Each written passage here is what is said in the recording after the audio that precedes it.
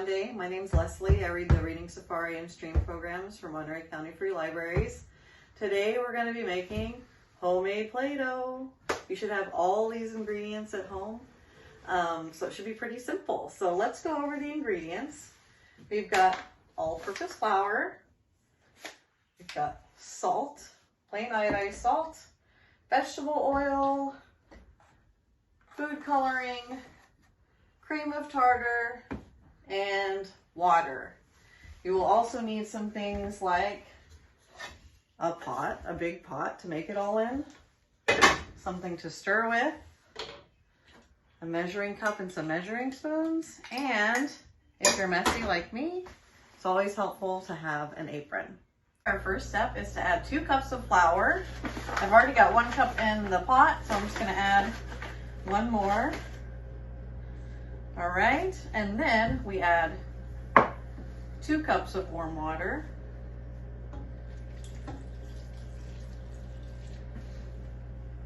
We've got 1 cup of salt. We're gonna add that. Next thing we're gonna add is 1 tablespoon of cream of tartar. Now you might not have cream of tartar at home, but you can make it without it. Let's add a little bit more, just a little bit, because it wasn't quite a few. There we go, complete tablespoon.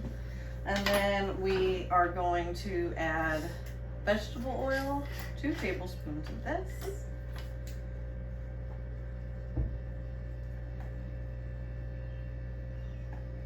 And food coloring. You can add a few drops.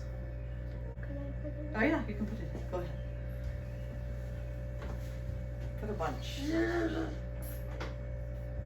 All right, let's see how this goes, okay? So now, after you have all of the ingredients, you put it on your stove at medium heat, and you start stirring. Stir.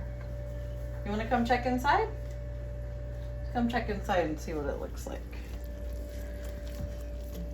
Okay. You see here that it's clumping together. We still got to get all this flour mixed in, but you will notice when it starts to become more Play-Doh-like. Right now it's still just a floury mess. So I'm going to turn up the heat a little bit. At some point it's going to start pulling away from the sides.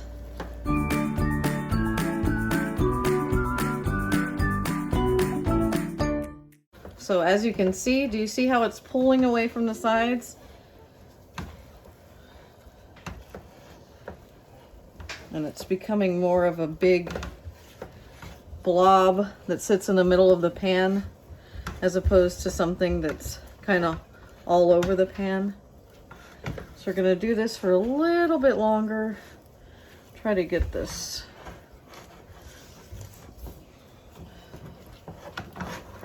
really mixed.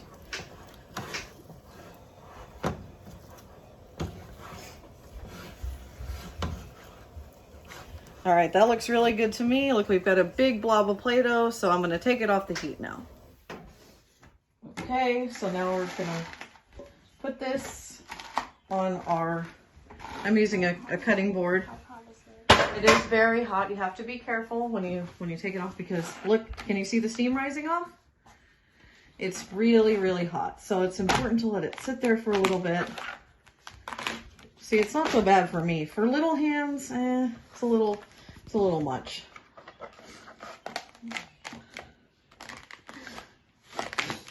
So this one already looks like it's not going to need any extra flour. Sometimes they need an extra flour. This one, that feels good. Does it?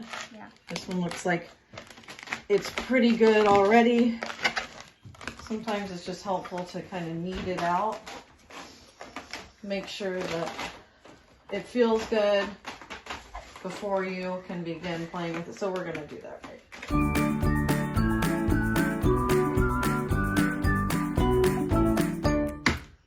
All right, we are done with our Play-Doh. It turned out awesome. Doesn't need any extra flour. Feels really good to the hands, right, Simon? Yeah. And it's this nice, vibrant color because we added so much food coloring, which I prefer. I like it to be vibrant, but you only have to add a couple of drops if you want to. So we're going to take it to the table now and play with it. That's it. That's all it takes to make your very own Play-Doh. Once it's cooled, and you can put it into a airtight plastic container or a big plastic bag, and it should keep for a good long while, at least a month if you keep it sealed like that. It is lots of fun for everybody, as you can see, and super easy to make. So I recommend it. I definitely recommend making your own Play-Doh at home. And again, if you don't have the cream of tartar, it's okay. It might be a little stickier, but it should still be fun to play with. Thanks so much for tuning in for Maker Monday. I'll see you next time.